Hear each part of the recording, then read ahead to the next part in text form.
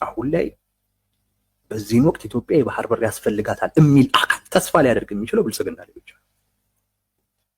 በዚህን ወቅት ኢትዮጵያ የባህር በር ማግኘት አለባት የሚል አካል ከብልጽግና ውጪ ሌላን አካል ተስፋ ሊያደርግ በፍጹም አይችልም።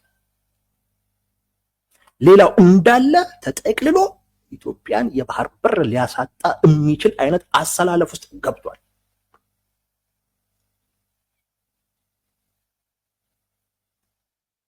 እዛ ውስጥ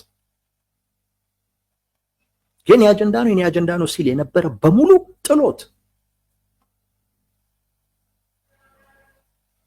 የግል ስሜቱ በልጦበት ለሆነ ቡድን ያለው ታማኝነት በልጦበት ጠቅልሎ ከሻዕቢያ ጋር በቀጥታ ይሁን በተዘዋዋሪ የሚሰራ አካል ሆኗል። ከዛ የሚጸዳ ነገር የለም።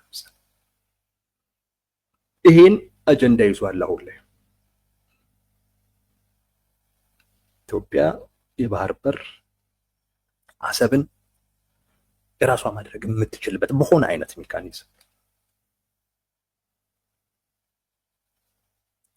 እድል አለ ብሎ የሚያስብ ሰው